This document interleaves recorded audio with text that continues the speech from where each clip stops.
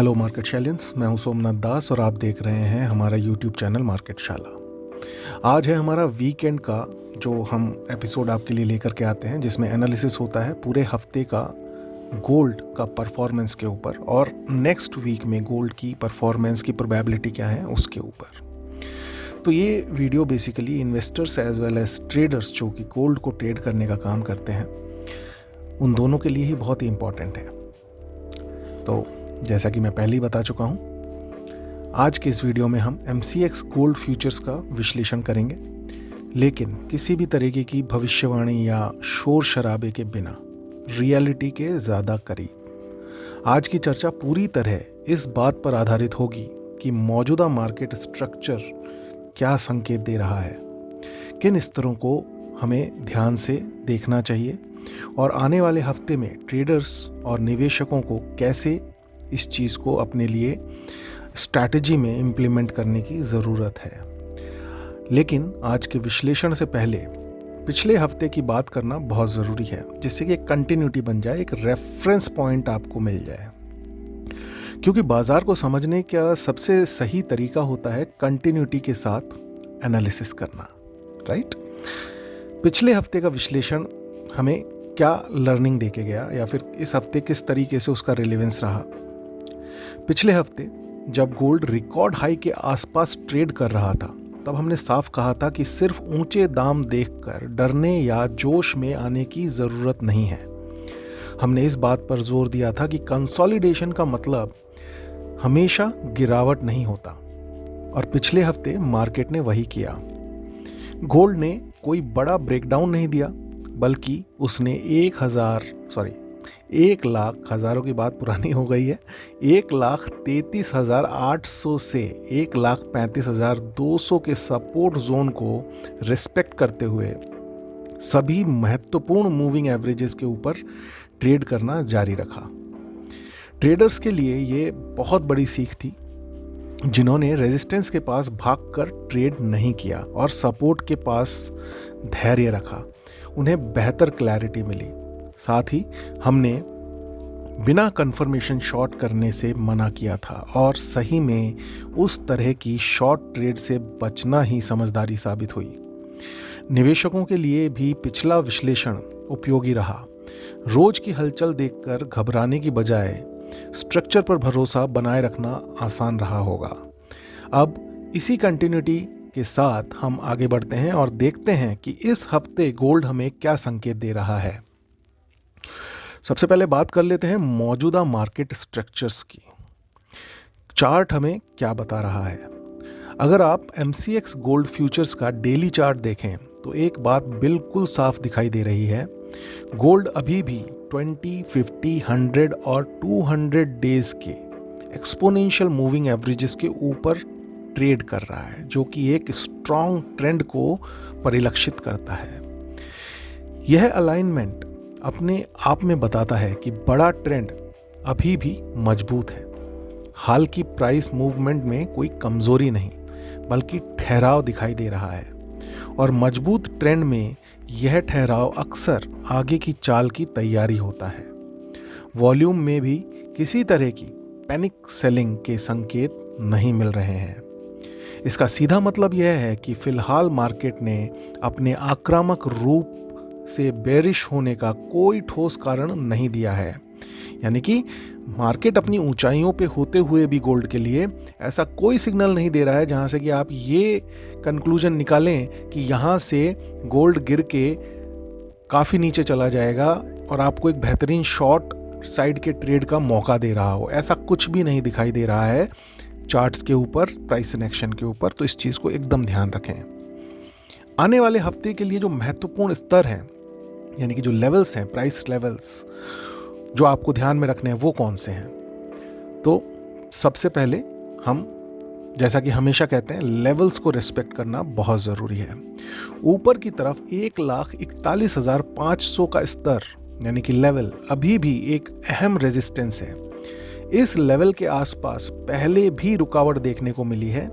अगर गोल्ड इस लेवल के ऊपर डेली क्लोज देता है तो आगे चलकर 1,46,000 से 1,47,000 तक गोल्ड के भाव भारतीय बाजार में जाने की संभावनाएं MCX फ्यूचर्स में बढ़ जाएंगी, राइट। नीचे की तरफ अगर 1,34,000 से 1,35,000 का जोन सबसे महत्वपूर्ण सपोर्ट की तरीके से दिखाई दे रहा है। यह zone short term moving averages और पहले के प्राइस एक्सेप्टेंस से जुड़ा हुआ है। जब गोल्ड इस जोन के ऊपर क्लोज कर रहा है तब तक गिरावट को करेक्शन ही माना जाएगा, ट्रेंड रिवर्सल नहीं मानना है। अगर 1,32,800 के नीचे डेली क्लोज आता है तो सावधानी बरतना जरूरी हो जाएगी। यानी कि आपको जो कि पोजिशनल ट्रेडर्स हैं उन्हें 1,32,800 के जो लेवल्स हैं उन पर ध्यान रखना है। उसके नीचे अगर डेली क्लोज आता है तो एक ट्रेंड रिवर्सल की संभावनाएं बनेंगी जो कि अभी बुलिश साइड पे है। अगर बेयरिश साइड का ट्रेंड की अगर हम बात करें तो उसके लिए डेली क्लोज हमें देखना होगा 1,32,800 के नीचे। अगर ऐसा नहीं होता है तो ट्रेंड जो है बुलिश साइड पर ही इंटैक्ट रहेगा और 1,28,000 के, दोबारा में ये लेवल बड़े ध्यान से सुनिए, 1,28,000 के नीचे ब्रेकडाउन अगर होता है वही जो है असली स्ट्रक्चरल कमजोरी के रूप में माना जाएगा। तो दो लेवल नीचे के साइड में आपको ध्यान रखने हैं, 1,32,800 के नीचे डेली क्लोज पहला सिग्नल, और अगर 1,28,000 के नीचे उसके बाद कमजोरी के साथ 1,28,000 के नीचे जाता है तो वो फिर जो है एक स्ट्रक्चरल कमजोरी को दिखाने का काम करेगा। वहां से फिर पूरी तरीके से ट्रेंड को हम बदलते हुए देखेंगे शॉर्ट साइड पर। जब तक ऐसा नहीं होता है तब तक ट्रेंड इंटैक्ट है और बुलिश साइड पर है। दोस्तों, ट्रेडर्स के लिए प्रैक्टिकल स्ट्रैटेजी क्या होनी चाहिए? शॉर्ट टर्म और पोजिशनल ट्रेडर्स के लिए इस हफ्ते का मंत्र बहुत ही सीधा है। अगर आसान शब्दों में बोलूं तो भागो मत, इंतजार करो, मतलब पेशेंस रखो। जरूरी नहीं है कि एकदम से आप अपनी पोजीशंस को एग्जिट करके प्रॉफिट बुक करो। पेशेंस के साथ अपना जो है पोजीशन को इंटैक्ट रखो। रेजिस्टेंस के पास खरीदारी करने से बेहतर है मार्केट को सपोर्ट की तरफ आने दिया जाए। और जब नई पोजीशन की हम बात करते हैं तो रेजिस्टेंस के पास एंट्री लेने से अच्छा है जो सपोर्ट लेवल्स हैं उनके पास जब आपको मौका मिले तब आप नई एंट्री लें लॉन्ग साइड पे। ठीक है, अगर गोल्ड 1,34,000 के आसपास आता है और वहां स्थिरता दिखाता है तो वहीं से लॉन्ग ट्रेड्स का रिस्क रिवॉर्ड बेहतर बनता है। जब आप सपोर्ट के पास कोई अपनी पोजीशन बनाएंगे और ट्रेंड बुलिश साइड पे है तो लॉन्ग ट्रेड पे आपके पास रिस्क एंड रिवॉर्ड का रेशो आपके फेवर में आ जाएगा, जो कि आपका रिस्क कम और रिवॉर्ड को बढ़ाने का काम करेगा। स्टॉप लॉस बेहद जरूरी है। 1,32,800 के नीचे डेली क्लोज पर स्टॉप लॉस रखना ट्रेड को अनुशासित बनाएगा दोस्तों। यानी कि अगर आप लॉन्ग साइड पे हैं अपने ट्रेड के साथ तो आपका स्टॉप लॉस जो है करंट सिनेरियो में जो हम देख पा रहे हैं वो देख पा रहे हैं कि 1,32,800 के नीचे एक स्ट्रिक्ट स्टॉप लॉस होना बहुत ज़रूरी है। बिना कंफर्मेशन के शॉर्ट सेलिंग से अभी बचना है क्योंकि लॉन्ग टर्म ट्रेंड जो है बुलिश साइड पे है। मजबूत ट्रेंड में जल्दबाजी से किए गए शॉर्ट ट्रेड अक्सर नुकसान ही देते हैं, क्योंकि मजबूत चीज कितनी और मजबूत होगी इसका अंदाजा किसी को नहीं है। इसलिए अनुमान के भरोसे आकर के अपना ट्रेड नहीं लेना है कि अब तो सोना बहुत बढ़ गया है, अब यहाँ से और कितना बढ़ेगा तो इसको हम शॉर्ट कर देते हैं। तो आप ये मान के चलिए मार्केट आपको कभी ना कभी और ज़्यादातर आपको पनिश करेगा।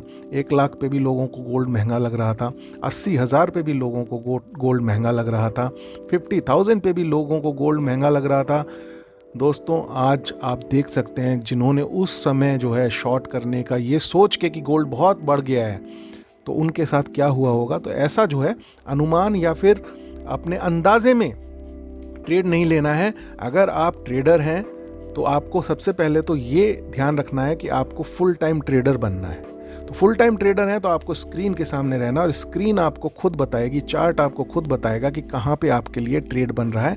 अकॉर्डिंगली आपको ट्रेड लेना है। और ट्रेडर है तो both side trading skills generate करना ज़रूरी है, चाहे वो लॉन्ग साइड पे हो या फिर शॉर्ट साइड पे। याद रखिए हर दिन ट्रेड करना ज़रूरी नहीं होता। तो जब आपका सेटअप बने तभी आपको ट्रेड लेना है। निवेशकों के लिए क्या सोच होनी चाहिए? अब निवेशकों की बात कर लें जो कि प्योरली इन्वेस्टमेंट के पॉइंट ऑफ व्यू से गोल्ड के अंदर अपनी पोजीशन क्रिएट करते हैं। निवेशकों के लिए गोल्ड को लेकर सोच में कोई बदलाव नहीं होना चाहिए। जैसा हमने पिछले हफ्ते कहा था, इस हफ्ते भी हमारी वही सोच है निवेशकों के पॉइंट ऑफ व्यू से। अगर हम बात करें, गोल्ड कोई रोज रोज खरीदने बेचने वाला एसेट नहीं है। यह एक स्ट्रैटेजिक एसेट है जो अनिश्चित समय में, जब अनिश्चितताएं जो है आप चल रही हों, जियोपॉलिटिकल रीजन्स की वजह से, इकोनॉमिकल रीजन्स की वजह से, उस समय में आपके पोर्टफोलियो को संतुलन देने का काम करता है। इसलिए हम अपने पोर्टफोलियोज के अंदर 10 to 20% का गोल्ड का एलोकेशन हमेशा मेंटेन करके चलते हैं, जो कि पोर्टफोलियो को एक बैलेंस देने का काम करता है। जो निवेशक पहले से होल्ड कर रहे हैं उन्हें छोटी मोटी गिरावट से परेशान होने की ज़रूरत एकदम नहीं है दोस्तों। नए निवेशकों के लिए सबसे अच्छा तरीका है करेक्शन में धीरे धीरे निवेश करें। करेक्शन में माने जब आपको अभी जो ऊपर हमने लेवल्स बताए थे, सपोर्ट लेवल्स, उनके पास जब भी आपको मिले मौका थोड़ा थोड़ा करके अपना निवेश करते जाएं, जब तक कि आपके पोर्टफोलियो का 10%, मिनिमम 10% गोल्ड नहीं हो जाता। अगर आपका पोर्टफोलियो 100 रुपये का है तो उसमें से 10 रुपये आपके गोल्ड में होने ही चाहिए। और अगर 20 भी हो जाए तो आजकल का जो समय है उसको देख करके कोई बड़ी बात नहीं है। ये एक अच्छा डिसीजन आपके लिए फ्यूचर में बन सकता है। ना कि एक साथ ऊंचे स्तरों पर पैसा लगा दें, ऐसा नहीं करना है कि मतलब गोल्ड बढ़ रहा है तो आप एकदम टॉप पे पैसा लगा करके बैठ गए अपना पूरा, वो नहीं करना है। जब भी सपोर्ट लेवल्स आए, स्टैगर्ड वे में धीरे धीरे अपनी बाइंग को जारी रखें। इस हफ्ते के फंडामेंटल फैक्टर्स क्या हैं? अब थोड़ी बात फंडामेंटल्स की कर लेते हैं। यूएस डॉलर इंडेक्स और ग्लोबल बॉन्ड यील्ड्स इस हफ्ते भी गोल्ड के लिए अहम रहेंगे। डॉलर में कमजोरी या यील्ड में ठंडक यानी कि कमी, यील्ड में कमजोरी गोल्ड को सपोर्ट देती है, राइट। सेंट्रल बैंक की टिप्पणियां और मैक्रो डेटा भी मार्केट की दिशा तय कर सकते हैं।